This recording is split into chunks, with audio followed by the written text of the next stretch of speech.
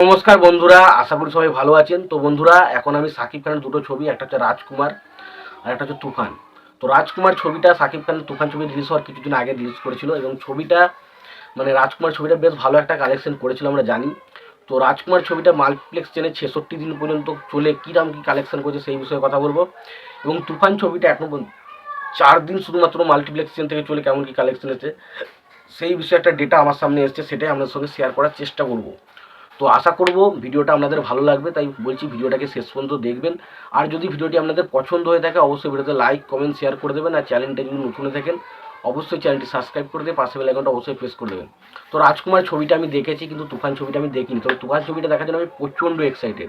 ছবিটা 28 তারিখ আসবে, আমি 28 তারিখ ফার্স্ট শো দেখবো একদম শিওর।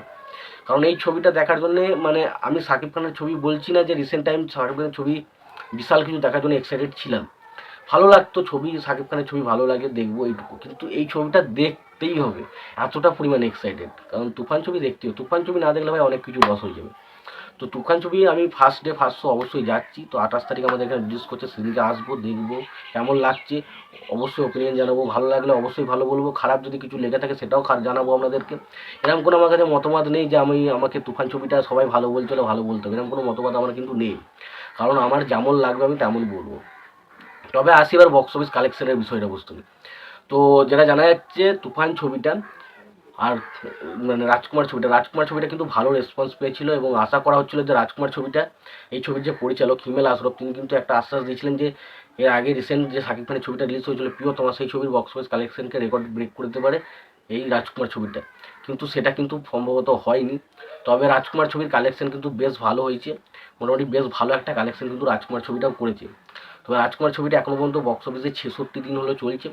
তো 66 দিনের শেষে রাজকুমার ছবিটা যেটা বক্স অফিস থেকে কালেকশন করতে পেরেছে সেটা হচ্ছে 1,66,00,000 টাকা।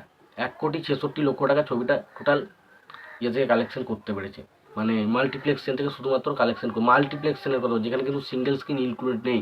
কারণ আমরা জানি সাকিব খানের যে বেশিরভাগ ছবি সেটা কিন্তু সিঙ্গেল স্ক্রিন থেকেই কালেকশনটা আসে। তো সিঙ্গেল স্ক্রিন এখানে কিন্তু ইনক্লুডেড নেই। তবে মাল্টিপ্লেক্সেন থেকে যেটা কালেকশন এসেছিলো সেটা হচ্ছে 1,66,00,000 টাকা।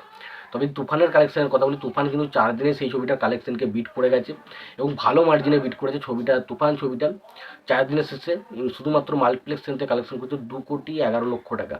2,11,00,000 টাকা ছবিটা কিন্তু মাল্টিপ্লেক্স থেকে কালেকশন করছে। সুতরাং বোঝা যাচ্ছে তুফানের ক্রেজ কিন্তু সাকিব খানের যে প্রিভিয়াস আগের কয়েকটা ছবি আমরা বলেছিলাম খুব ভালো কালেকশন করছে, তার ধারে কাছে চলে, মানে তুফান আলাদাই লেভেলে চলছে, আলাদাই স্টাইলে চলছে। মানে যে আমরা বলছি না সাকিব খানের অ্যাটিটিউড, সাকিব খানের স্টাইল, তো তুফান সেই স্টাইল অ্যাটিটিউড থেকে বুঝিয়ে দিচ্ছে ভাই সাকিব খানের তুফান আলাদাই লেভেলের খেলা দেখাচ্ছে, মানে অন্য অন্য টাইপের। মানে এই ছবিটার ধারে কাছে এইসব ছবিগুলোকে আলোচনা করাটা উচিতই নয়।